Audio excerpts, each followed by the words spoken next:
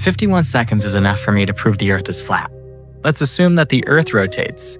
How fast do they teach you in textbooks? About 1,000 miles per hour. That's faster than any airplane. What would happen to people? Well, but that's not all. Undeniable evidence that we do live under a dome or the firmament. Now, first of all, why is it that every single ancient culture and society all depicted the dome and the flat earth? Even the Masons did that. Here's us. Here's a real close-up of the stars. This is what a real close-up of stars look like under a Nikon 9000, the most powerful camera in the world. Does that look familiar to you? Waters above the firmament? We're back with another one. We're diving into some of the strangest, weirdest videos on the web. Don't move a muscle, let's dive straight in. Lockdown has commenced. The final transmission, we are going underground. Going live in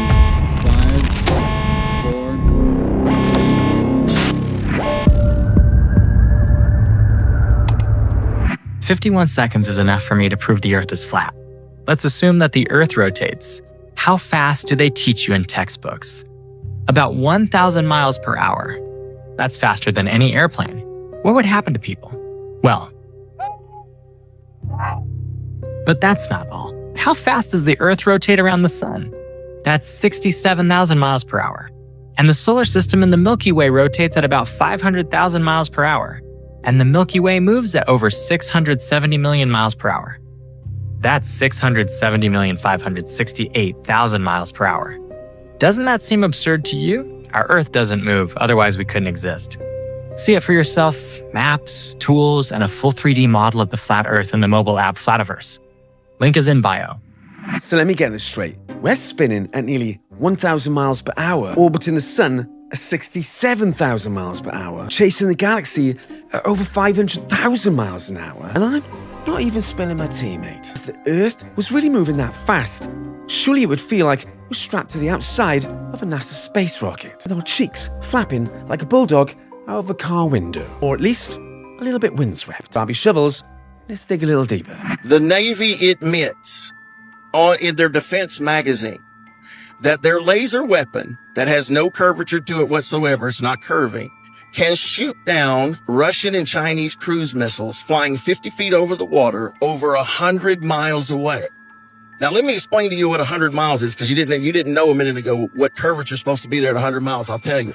If the Earth is a sphere 24,901 miles in circumference, the 8 inches per mile squared on average means that in 100 miles, there should be 6,666 feet of curvature. That's well over a mile of curve.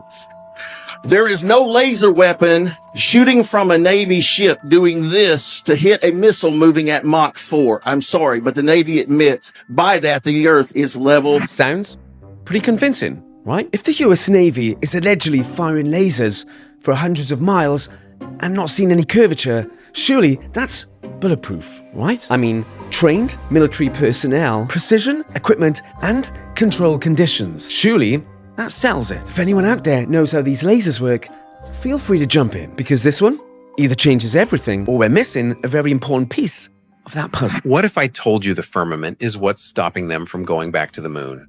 Before you get all what is he talking about, think just for a second. Since 1969, tech has exploded. We have 4K cameras in our pockets, AI that writes essays, billionaires launching rockets like it's a hobby. But not one structure on the moon, not one building, not even a flag we can zoom in on with a backyard telescope. Why? Because they probably never went. That's why the story keeps changing. First, it was, we're going back to the moon. Then it became, Mars is the next step. Now, space hotels in low Earth orbit. Always just out of reach. Always a production. Dramatic commentary, perfect lighting, CGI level visuals. But never anything we can actually see with our own eyes. And those rockets? Conveniently landing in the Bermuda Triangle. Why? Because they don't go anywhere. They arc, disappear, and land somewhere out of sight. Floating astronauts? Harnesses? Water tanks? Zero-G planes? The Mars landscape? A desert on Earth with a red filter. Ancient cultures spoke of the firmament, a barrier, a dome, maybe not a metaphor, maybe it's real. If it is, we're trapped. And if it's not, then they've been lying since day one. Either way, we're not leaving Earth. Not now, not ever. And then the Bible, it keeps creeping in. Genesis literally says there's a firmament placed above us. Above us. Not a vacuum, not endless space, something. Simple myth, lost knowledge. You decide. Okay, stop scrolling. I'm about to prove to you we live on this and not on this. And also, at the same time, prove to you that God's word is true and accurate. First of all, they got us believing that these rockets are leaving Earth, when in fact they can't because of this. The firmament. And here's the proof. Let me introduce y'all to Wernher von Braun, which is known as the father of NASA. He also helped develop the Saturn V rocket, which allegedly took Apollo 11 to the moon.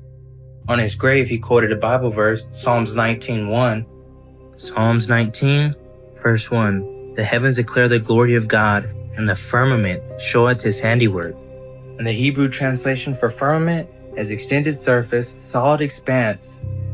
The vault of heaven or firmament regarded by Hebrews as solid and supporting the waters above it. We take a look at the book of Job, chapter 37, verse 18. Hast thou with them spread out the sky, which is strong, and as a molten-looking glass. So the firmament that is supporting the waters above is literally made out of glass. So, once again, the Bible talks about a dome, a firmament, something above us. Here's what's interesting. Light bends around the Earth. Rockets curve. Rainbows arc. Coincidence, perspective, or just physics doing its thing? Or does that actually make more sense than what we're told? I'm no scientist. God damn it. Let me know what you think in the comments.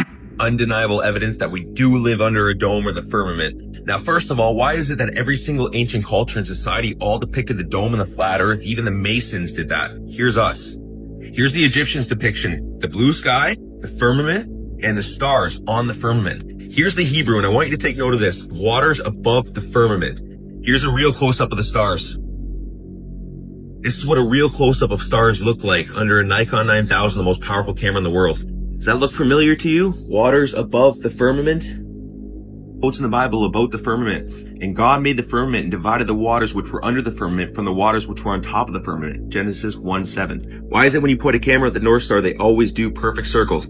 If we're really doing this, then you should see the stars do all sorts of crazy patterns, not perfect circles. That's because the stars are moving and we are stationary. Look how cap this shit is. Where's the fucking stars? I got so much more evidence. If you want a part 2, let me know. And I'm going to tell you in the comments what the elites benefit from keeping this a secret.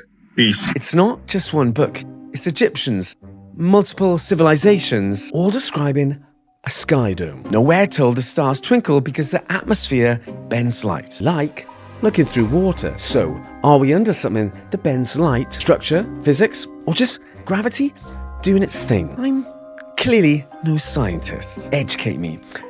I'm a simple man. Oh, and don't forget to like, subscribe, and share. That stuff really helps the channel. Grab your shovels. Let's dig a little deeper. You know, at this point, it should come as no surprise in the big 2025 that we're receiving videos like this now, where we're actually seeing people fly so high up into the sky where they see the firmament and the waters above. If you haven't heard about that, you just haven't been on the internet long enough, because this is like all that anyone's talking about. There's literally the sky. Do you know why it's blue? It's because it's water. And if you go so high up there, you'll pass through a barrier and then you'll go into space pretty much. And space is just another ocean that is sitting above all of us. And this was actually revealed to us a few years ago in a Hennessy commercial. I'll show it to you now just in case you forgot about it. And this blew everyone's mind when it first came out. They're putting the truth in plain sight. How many times do I have to say that? But it happens so often. They fly straight up and then they're in space, but oh wait, there's another barrier above it.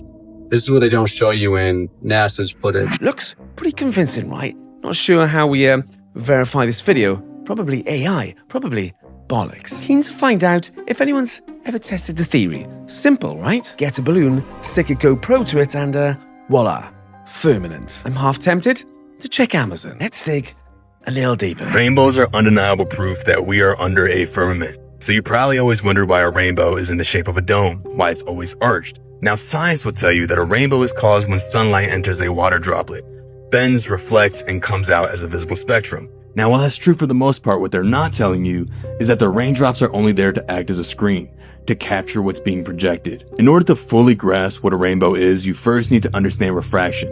I know we've all seen this image before.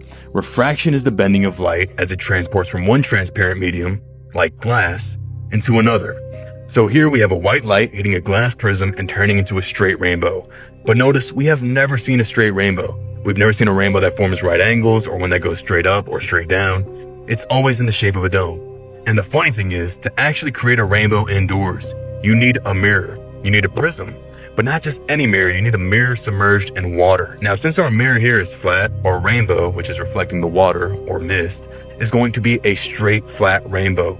So understand, the rainbow is always going to take shape of the medium it's being reflected off of. So what is the medium being reflected outside? Our glass firmament, the glass dome. It's really that simple. The good thing of not having a high IQ like me, you just believe everything you see on the internet. Looks convincing.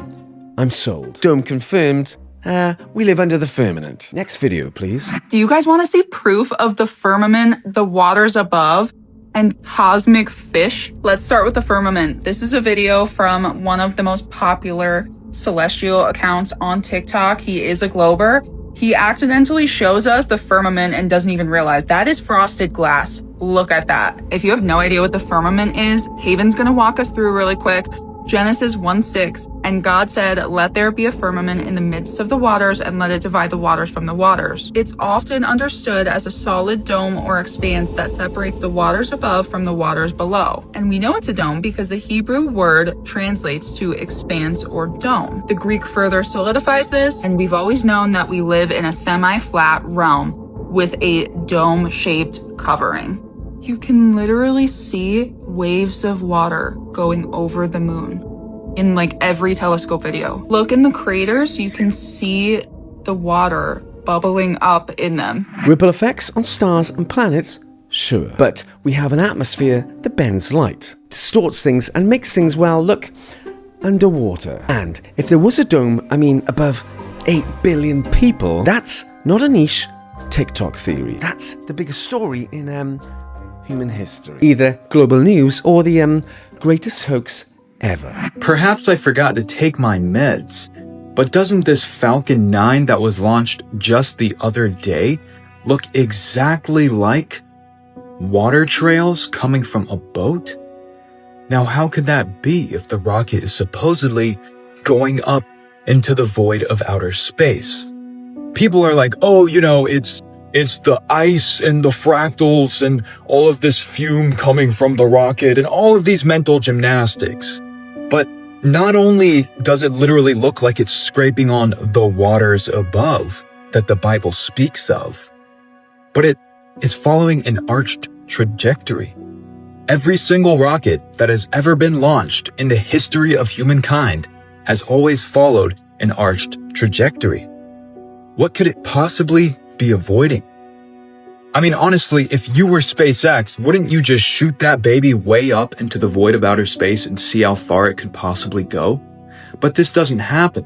Every single rocket goes up and then goes back down, probably goes into the ocean, because we've seen those videos of SpaceX's rockets doing these like weird little tricks and then landing. And then if you break down the video, you can see that it's CGI. I'm not saying rockets are fake. They're obviously real, but they're not going into outer space. Perhaps Elon is trying to breach the firmament. And the funny thing is, this is Hebrew cosmology. Hebrew. That's a very familiar word, wouldn't you say? But anyways. I hate to be the fun sponge here, but isn't this just water vapor doing what water vapor does? Atmosphere, light, condensation, weird visuals. Same argument people do with chemtrails. And nope, we're definitely not getting into that tonight. That rabbit hole's loading. Episode coming soon. I asked ChatGPT to generate an image of the Earth that's purely based off the Bible's word. And this is exactly what it came up with. Isn't that super interesting? We have the tree of life in the middle, which is at the magnetic center. We have the firmament. I love that it put a little rainbow in here as well, because a arched shaped rainbow is only possible if there's a firmament above us, which is in the shape of a dome, like it's mentioned in the Bible. You have the moon and we have the sun the same size, the same distance away from the earth, just the way it looks to us. And we have the heavens above the firmament. Now, this is exactly how the book of Genesis describes the earth. What's interesting is this is observable reality. This is exactly what we see, what we feel with our own senses. This is it right here. This is what the majority of people believe. Belief is a doubt, by the way. Belief is not knowing something, you just believe it. I don't believe that the earth is flat. I know for a fact that the earth is flat because that's what I observe and see every single day. You guys believe this. It's a joke. They're hiding God's true creation. Don't be stupid. Believe the Bible. Go observe yourself. It's right in front of your eyes. Peace and love. Oh man, interestingly enough, I got the same image. Reoccurring theme. Try it for yourself. And if we are living under a dome, well, the Wi-Fi is still decent and the rent is still ridiculous, mate. Might as well enjoy the snow globe. Okay, you guys remember how I showed you the maps that were here on Earth before 1958, before the governments took them out? And I'm going to show you the Encyclopedia Britannicas in the public libraries before 1958. Here's volume 2 out of the alphabet A. And we're going to flip to the Antarctica, and this is from 1958, as you can see. Now, we're going to flip to the Antarctica and see what the Encyclopedia Britannica from 1958, before the Antarctic Treaty, says is there. Now, you won't find this in the new encyclopedias because the government's banned them. But what I want you to notice right here is, notice how it says the flights proved inland areas to be featureless in character with a dome 13,000 feet high. A 1950s aviation book, official, mentioning a dome at a specific altitude. Now, was that a terminology, a misprint, misinformation, something stranger? Relax, I'm not rewriting physics tonight, mate. Don't shoot the messenger. This is entertainment purposes only. But it certainly is interesting. Is the Earth flat? For example, lunar eclipses. This is Earth, and the moon is over here. The sun is always casting Earth's shadow into space. It's always there no matter what. And if you see the shape of Earth's shadow on the moon, it is always round. If Earth were flat, sometimes you get like a flat shadow. Right. And we've never seen a flat shadow. The fact that there's a rise of flat earthers is evidence of two things. One, we live in a country that protects free speech. And two, failed educational system. Ooh, that one hurt. Okay, so a shadow cast over the moon during a lunar eclipse is always curved. That's because the Earth is round, and only a sphere consistently casts a circular shadow from every angle. Make sense? Sure. Maybe. Science would say that's one of the oldest proofs we've got, mate. Thoughts in the comments. These fishes rained from the sky, and it's so unusual. So how did these fishes rain from the sky? This phenomenon is observed near coastal areas. When a rainstorm occurs, the fish nearby get dragged into it. These storms carry these fishes far away, and later they are largely dumped on the roads nearby, making it seem like these fishes rained from the sky. Okay, but explain this. Fish literally fall from the sky, mate. The explanation, waterspouts lifting them out of the lakes or the sea and dropping them miles away. Sounds logical. Yeah. But it still feels kind of biblical, doesn't it? Interesting? Disturbing? Thoughts? In the comments, me old Sam. This might just be the best flat earth proof you've ever come across. And trust me, it's going to make you rethink everything. You've heard all the theories about Earth being round, right? We've all seen the pictures from space, the CGI animations, the globe in classrooms. But what if all of that was just part of a larger story? What if you've been missing something right in front of your eyes this entire time? According to what we've been told, the Earth's circumference is about 24,901 miles. Okay, cool. But if that were true, there would need to be a very specific amount of curvature happening as we move across the planet. I mean, we're supposed to be on a ball, right? So naturally it should curve in every single direction, not just the one you're looking at. Think about it for a second. On a ball, no matter where you are, the ground beneath you should bend away. But when you actually look for that curvature, where is it? Now here's where it gets interesting. Instead of relying on NASA's billion-dollar equipment and fisheye lenses, What if you just took matters into your own hands? Some people have done just that, sending high-altitude balloons with regular, non-distorted lenses. And what do you see? No curve. A flat horizon as far as the eye can see. Flat, straight, level. You ever wonder why they're called airplanes and not airballs? They fly straight across the sky, never curving, to match the supposed curvature of a globe. If we were on a ball, wouldn't they need to constantly adjust their altitude? But they don't. They fly level, and don't even get me started on gravity, because let's face it, that's just a theory. After all these years, gravity still hasn't been proven. What we do know, water doesn't stick to a ball. Ever tried balancing water on a basketball? Exactly. The math is another thing that doesn't add up. There's supposed to be a curve of about 8 inches per mile squared. So why don't we ever see it? From high up, you'd expect to see a pretty clear curve, yet the horizon stays flat. That's something you can see with your own eyes. No need for fancy space agencies to tell you otherwise. So why the push to make us believe we're spinning on a ball through space? What's the end game here? Here's the thing. You don't have to take anyone's word for it, not even mine. Just think critically, look around you. Everything in your everyday experience shows a flat, stationary world. They've been pushing the globe model on us since we were kids, but why?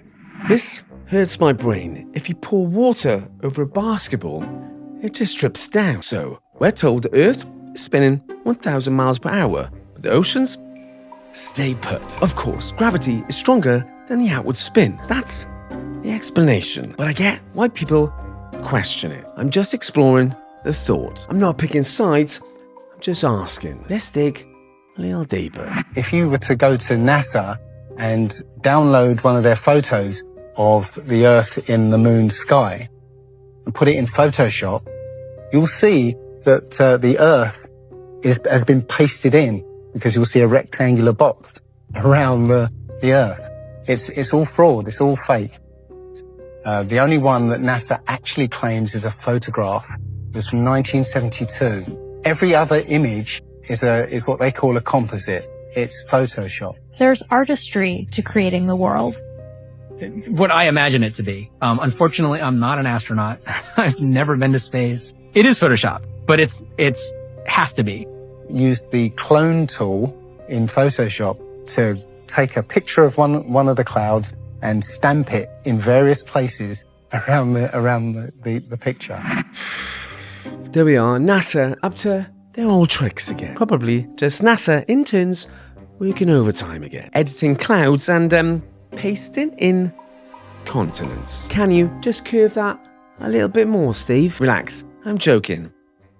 Unless... This might just be the best flat Earth proof you'll ever hear. We're told that our planet is spinning at a dizzying 1,000 miles per hour, while orbiting the sun at 66,600 miles per hour. On top of that, we're chasing the sun through space at nearly 500,000 miles per hour.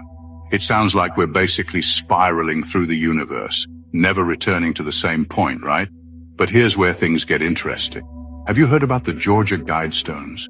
One of the stones had this tiny hole drilled right through the center. If you looked through it, you could always, and I mean always, see Polaris, the North Star. No matter the time of year, day or night, that star stayed perfectly in place. Now think about that. If we're moving in all these different directions, how could Polaris stay fixed in that spot for 40 years? If the Earth is flying through space in all these crazy motions, the position of the stars should change constantly, right? So why did the North Star remain perfectly aligned with that hole? It's impossible unless our understanding of the Earth's movement is way off. And here's the kicker. One day someone destroyed the Guidestones. It's almost as if they didn't want us to keep asking questions. Now let's switch gears for a second and talk about something we all use, compasses. Ever noticed how a compass only points north? It's like it's obsessed with the North Pole. Everything else, east, west, south, is just a reference based on where north is. But here's something that will make you think. What happens when you head south? If you travel east or west, you'll eventually loop back to where you started, no problem. But south? Oh, that's a whole different ballgame. South is any direction moving away from the center. And if you keep heading south far enough, you'll eventually hit the ice wall. Yeah, the ice wall. The one they say surrounds us. And once you hit that, guess what? You're not looping back to your starting point. This is why they don't want people traveling too far south. It's almost like the compass is subtly telling you, turn around, go back to safety, and for good reason. Because if you keep going past that ice wall, there might just be more land, more secrets, things they don't want us to discover. So what if everything we've been taught about the Earth isn't quite as it seems? Maybe there's more to explore, more to understand, and maybe, just maybe, that's why they keep us so focused on going east and west. Keeps us on the loop, literally. Now, if this got your mind spinning as much as our so-called planet, make sure to check out more videos like this on the page. There's so much— Antarctica Treaty since 1959. Protected for science, no military, limited access. Of course, internet says ice wall. You know where that goes. I'm not confirming anything, just exploring. Meow-san. Did you notice any curvature while we were up there? Curvature? No. No, there's no curvature? It's just all flat. They began flying it around the world, from Abu Dhabi last year, with stops in India and China, then across the vast Pacific. Does running around your neighborhood prove that the neighborhood is round? I was an airline pilot for Delta for 26 years. A pilot's primary flight instrument is his artificial horizon, which he has to be maintained level to keep from climbing and descending. From a cockpit, weather permitting, I could see hundreds of miles in all directions, viewing cities connected by roads across the flat plain as far as the eye could see. This world is not what you think it is. This world is not what you think it is. Go. Alright, that's it.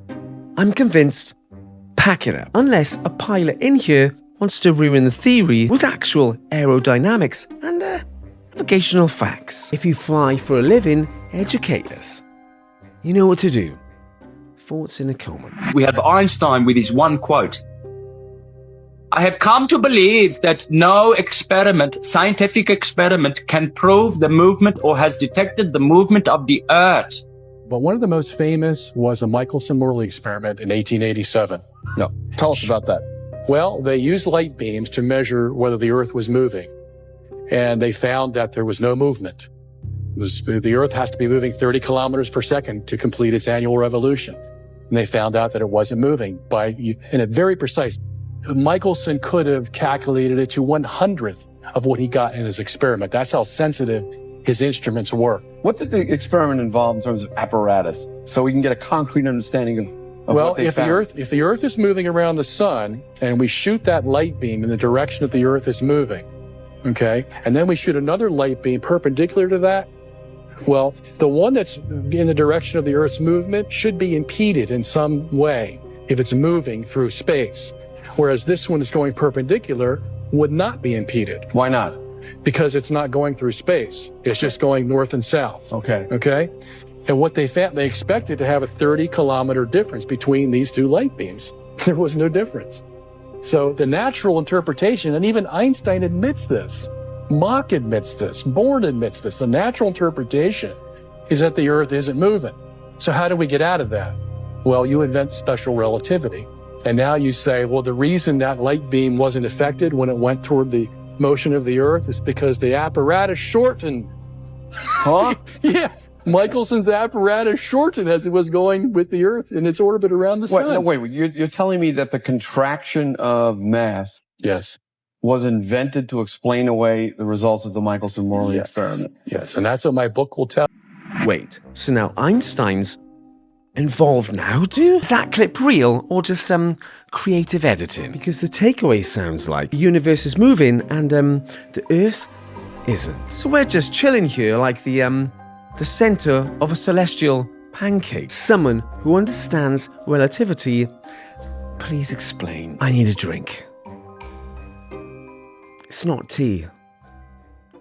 How do you debunk flat Earth theory? The simplest one probably is the moon is going around the Earth, and once in a while it gets between us and the sun, and it makes a shadow on the Earth called an eclipse. Once in a while it's on the other side, it goes through our shadow. We make an eclipse, a shadow on the moon, right? Our shadow is always round. There's proof it's a ball. Plus, how do you get time zones? How do you get seasons? I mean, if the Earth is flat and the sun's going around like a flashlight, how do you get seasons? It's such a dumb theory. I don't waste time on it. If people want to believe it, fine, believe whatever you want, but it's not true. Right, so that sounds logical. Because seasons happen because of tilt and orbit, don't they? Longer days, shorter days, an angle of sunlight, unless the sun's the one doing the lap. See, this is where my brain taps out. I'm not Brian Cox. In fact, speaking of him, watch this one. Prove to a flat earther that the world is round. I always say that I would hit them over the head with Newton's Principia. Because the implication, can you imagine if every time you get on a plane and fly somewhere, then the person who's in charge of the plane is part of a vast conspiracy that's trying to deceive you? Just imagine that. But how nervous would you be on the plane if the people that are flying it are actually just keeping you in the dark about the real nature of reality? How does that make you feel? You'd never get on a plane again. That would be great, because then when I go on holiday, I never bump into a flat earther because they don't travel. Brian Cox, if you're watching, the Conspiracy Club loves you, mate. Look, pilots aren't saying the Earth's flat. Astronauts aren't pretending space is real. Realistically, that's a lot of people in on the plot. Governments, scientists, engineers, airlines. Hard to keep that one quiet. But never say never. Probability slim. And on that bombshell, we end tonight's descent on reality. Don't forget to like, subscribe, and share. That stuff really helps the channel out. Put your shovels down and we'll see you in the next one.